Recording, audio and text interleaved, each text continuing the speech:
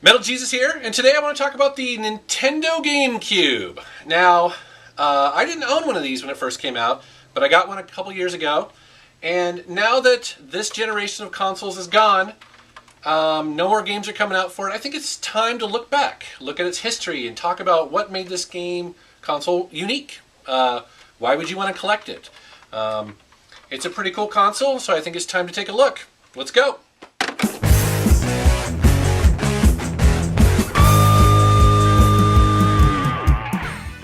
Alright, well here he is. Here's a little guy, the little Nintendo Gamecube. A lot of people consider this to be this part of the 6th generation of gaming consoles, which included the Dreamcast, the PlayStation 2, the original Xbox, and of course, the GameCube. Now, this didn't sell very well. As a matter of fact, it actually sold worse than Nintendo 64. And I think it had a lot to do with its image. At the time, I actually thought it was more of a kiddie console. And now that I've actually owned one, I find that to actually not be true. I mean, there's some great Nintendo games, but there's a lot else going for it as well. Bottom of the GameCube is where you could add an optional Game Boy Advance reader. Very cool. Now, as any gamer knows, the controller can make or break the console. And I really like the GameCube controller. I mean, it just feels really nice in my hands. I'm a 6'4" guy. I'm a pretty big dude, and the first time I picked this up, I just really found it to be very comfortable. I liked how the handles are kind of rounded. I'm not crazy about the buttons, but I'll tell you what, this is a step up, certainly, from the Nintendo 64.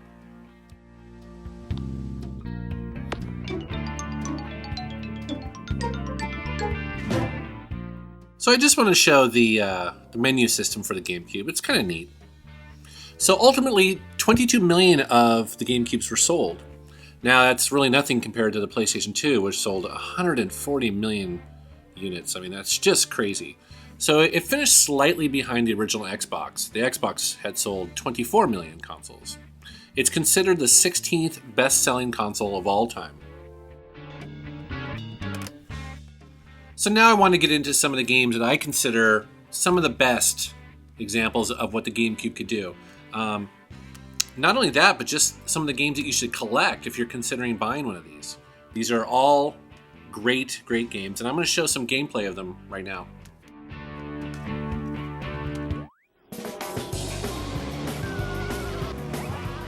Alright, well first up is the classic Mario Kart. This is a great version of this. It has awesome graphics. And actually, you know what? One of the first things that I noticed when I fired this up, I just bought a GameCube for the first time after owning a PlayStation 2 and an Xbox, was just how fast it loaded. I was kind of surprised. And after doing some research, I actually found that the reason for that is because the GameCube uses a proprietary disc format that Nintendo chose to prevent piracy and also avoid legal licensing costs from the DVD form. By the way, this is Eternal Darkness here, a great game.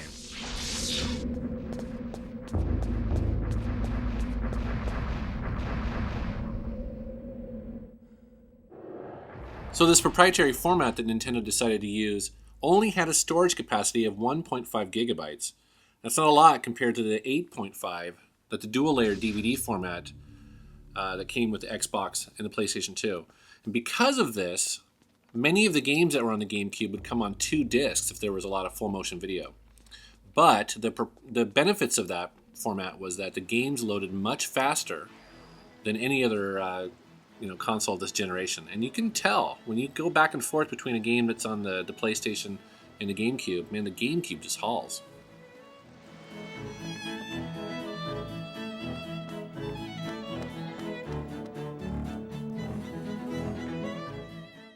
So the GameCube had, probably unfairly, but it had a reputation for being sort of family-friendly.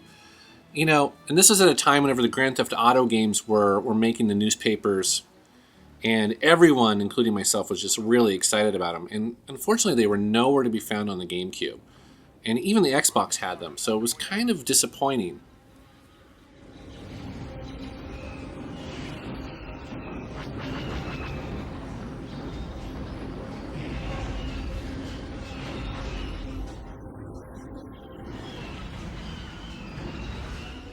Another knock against the GameCube at the time was just the initial launch had zero online support compared to the Xbox and in the PlayStation 2. It was almost as though Nintendo just didn't even really care, wasn't talking about it, wasn't interested. Now, it ultimately got added in 2002, but most people considered it too late and too little for anything to matter. Where the PlayStation 2 had games like SOCOM, and the Xbox was just kicking ass with Halo.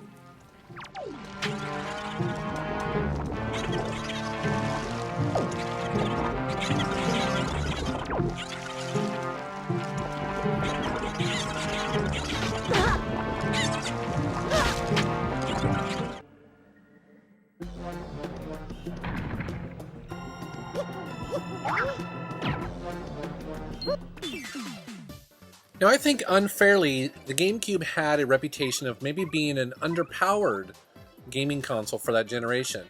But the truth is, actually, it's not. It actually fits, squarely right between the PlayStation 2 and the original Xbox, the Xbox being the most powerful. But the GameCube actually is super capable for doing 3D. And its graphic chip actually, I think in some ways, does it better than the Xbox. But it certainly didn't have the reputation at the time, primarily because of games like, Super Mario, Paper Mario like this, where maybe it didn't push it, or maybe it wasn't quite as flashy as some of the other games on the market, but it can certainly hold its own.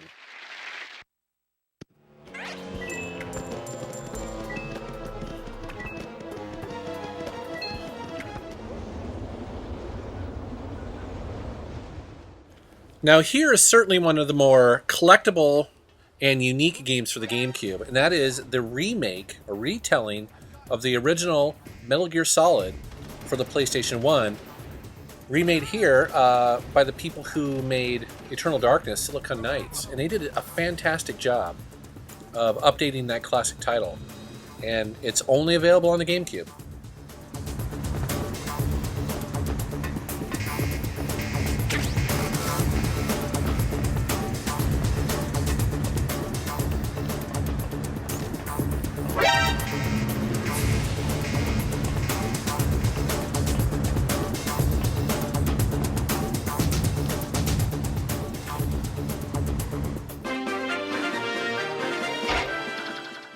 Fire Emblem is one of the more collectible games for the GameCube. This only came out on this system, and it's a turn-based strategy game with a sort of really strong anime style to it. I originally played the previous versions on the Game Boy Advance and just really liked these. They're you don't see them very much anymore, and I like the turn-based sort of combat. This game includes a very interesting sort of feature in that if your character dies in battle, they did. So you got to really sort of plan out and make sure that all your characters, before they jump into battle, know what they're doing. Otherwise, it could be sort of game over, and you can't play the rest of the game with that particular character. So it's kind of neat how realistic that is, but it can be tough.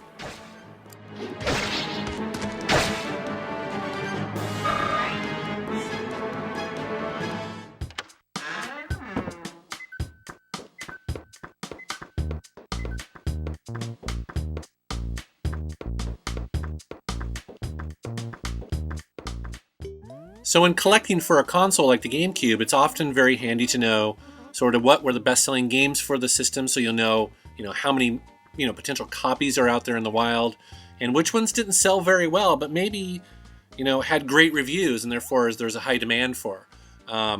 Here's some of the websites that I used to determine that.